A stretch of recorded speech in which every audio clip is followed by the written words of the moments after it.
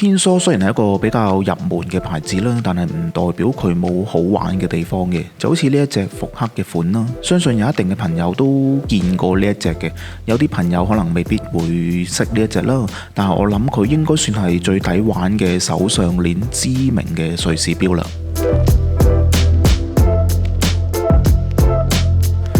呢隻絕對係天梭近年最好玩嘅一隻手上鏈嘅錶啦。先睇下個包裝先，我個人就幾中意 Tissot 嘅呢個包裝嘅，外面印上咗歷年嚟嘅 logo 嘅發展史啦，成個盒其實都係用紙做嘅，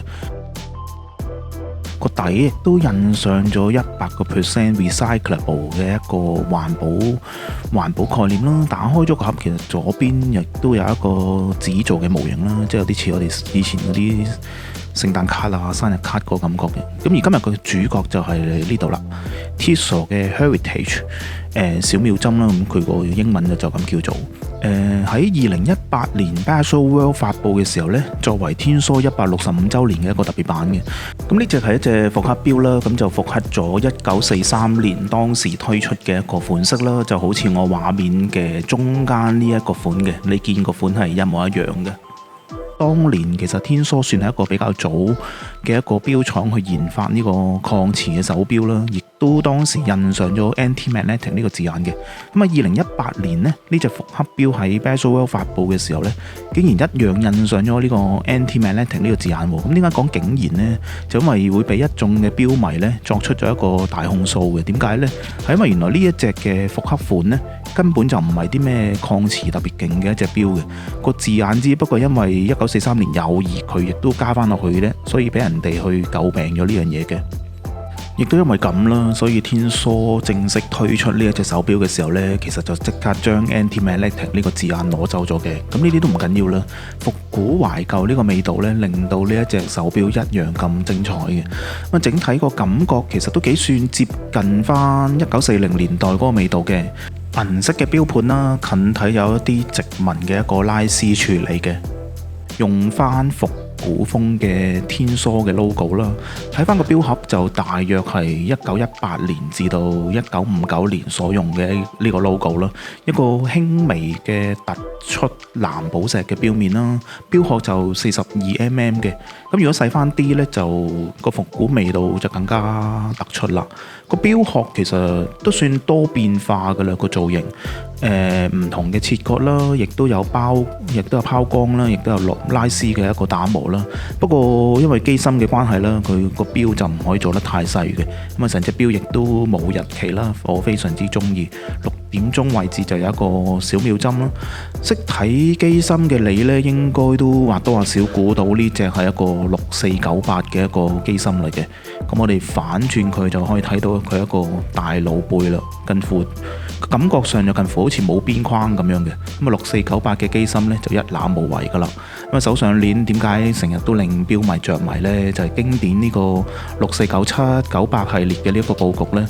咁啊，唔可以話佢係一個好靚嘅佈局，咁但係絕對都不過不失啦，都嗰個觀賞味都十足嘅。咁啊，6497嗰個小秒鐘就喺9點鐘啦，形成咗一個直線嘅。咁而6498嘅話呢，個小秒鐘就喺6點鐘位置嘅。咁6497其實就50年代已經研發咗出嚟噶啦，用到依家都一直沿用緊。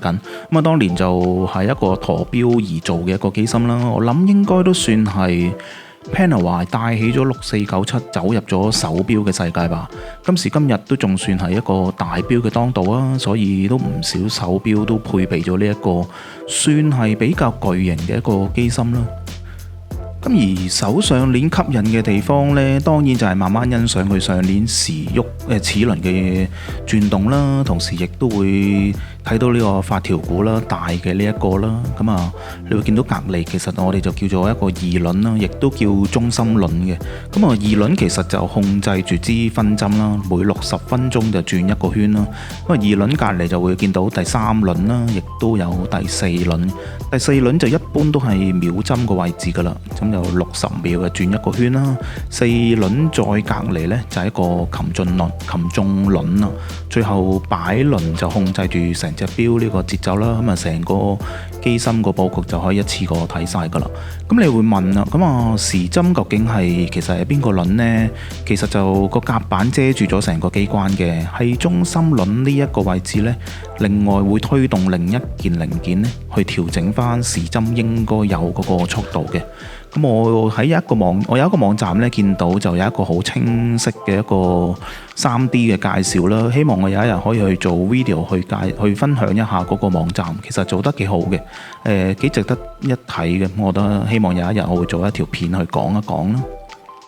基本上當眼嘅螺絲咧都做晒咗燒藍鋼嘅一個處理啦，經常轉動嘅齒輪呢，亦都用上咗寶石去做一個續成嘅。機芯整體做咗一啲基本嘅一個日內瓦波紋打磨啦。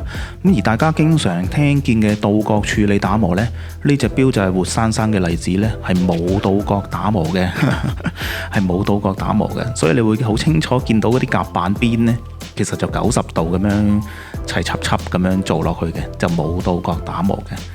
我買呢個款呢，就係啡色嘅款皮帶款嘅，有黑色款啦，跟咗一個蝴蝶扣啦。咁蝴蝶扣我哋成日都話有啲誠意嘅，因為你始終蝴蝶扣嗰個成本呢，一定比一個針扣高好多嘅。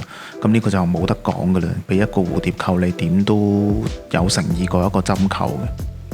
咁呢隻錶就42mm啦，戴上手嘅感覺，成隻錶大家留意翻，佢就冇一個夜光嘅功能嘅。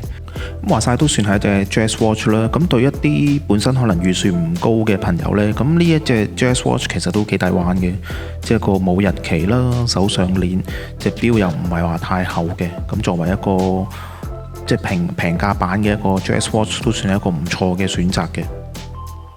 咁至於大家應該非常之關心佢究竟係咪一個平錶大循環嘅一份子呢？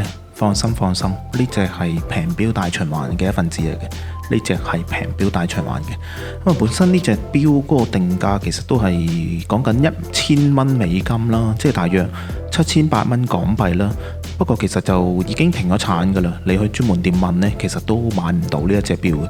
咁而我買翻嚟幾多錢呢？我呢度就先賣個關子先啦，留翻平錶大循環嗰個環節先至再一次過公開個價錢啦。咁我預計呢一隻其實都會俾人瘋狂咁去搶購㗎啦，亦都有見及此呢，我已經額外撳多咗4隻嘅。咁但係到剪片為止啦，呢一刻啦，嗰個網站一直都棘住咗喺嗰個 shipping address 嗰一個頁面度嘅。咁暫時都仲未落到單啊，另外嗰幾隻咁希望可以盡快買到啦，咁等多啲朋友可以 enjoy 到呢一隻。